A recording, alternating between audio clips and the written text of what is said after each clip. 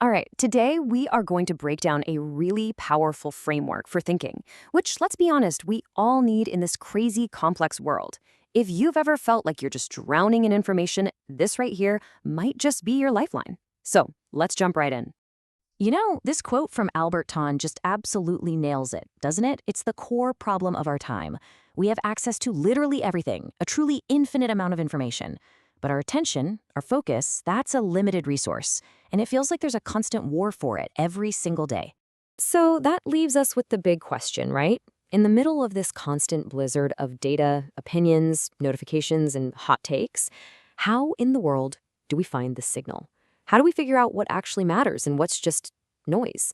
Well, the material we're digging into today offers up a kind of compass for our minds.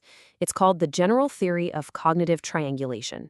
And I know, the name sounds super academic, but don't let that fool you. The idea at its heart is an incredibly practical tool for navigating the world.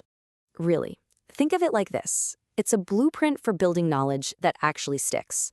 Not just random facts you hear today and forget by tomorrow, but a solid foundation of understanding, one that can actually hold up against the chaos of the 24/7 information cycle.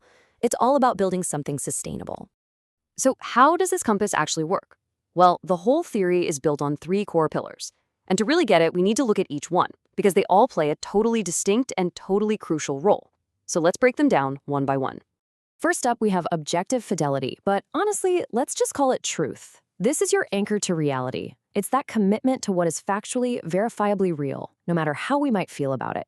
In the real world, this is the simple habit of asking, wait, what's the source on that, before you even think about sharing that viral headline. Okay, pillar number 2 is expansive inquiry, or much simpler, curiosity. This is the engine that drives you forward.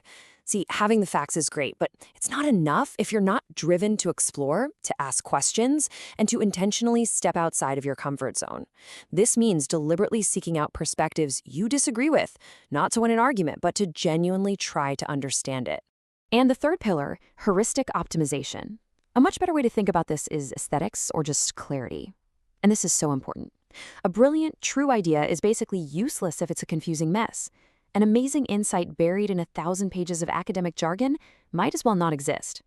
This pillar is all about valuing clear, elegant, and effective communication. It's the reason a single, well-made documentary can teach you more than a stack of dense textbooks.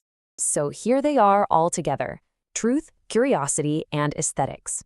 Now, the most important thing to get here is that this is not a 1, 2, 3 checklist. These aren't steps you follow in order.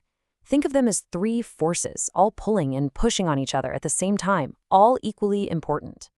And that idea brings us to the absolute heart of this whole theory, the balancing act. The real genius here isn't in any one of these pillars alone. It's in the dynamic, delicate equilibrium you have to find between all three of them. Let's take a look at what happens when that balance gets totally broken. The source material calls it a dynamic three-body equilibrium. Yeah, I know it's a mouthful, but a much easier way to picture it is just a simple three-legged stool, right? If any one of those legs is too short or wobbly or just missing completely, the whole thing collapses. For knowledge to be stable, to be sustainable, you need all three pillars to be strong. And this chart just illustrates the danger perfectly. Look at this. If you're missing truth, so you have curiosity and aesthetics, you end up believing in beautifully told lies. Think about a really slick conspiracy documentary. It's engaging, it asks a ton of questions, but it's built on a foundation of nothing. Now, what if you're missing curiosity? Well, you get rigid dogma. You might have true facts and a really elegant system, but you're totally closed off to new information. You're trapped in an echo chamber. And finally, if you're missing aesthetics, well, you're just drowning in data. You can be the most curious person with all the facts in the world, but if there's no clarity, you can't find any real insight. It's like a giant spreadsheet with no story. Okay, so this is where the rubber meets the road. All this theory is great, but how do we actually use it? How do we make this a practical tool for finding our own signal in the noise every single day? The key is to start using this as a kind of mental checklist. The next time you run into a really compelling idea or piece of content, just pause for a second and run it through these three pillars. Ask yourself, 1, is this verifiable? Can I check the facts? That's your truth check. 2, what are the other sides to this story? Am I only getting one perspective? That's your curiosity check. And 3, is this presented clearly enough that I actually get it? Is it useful? That's your aesthetics check.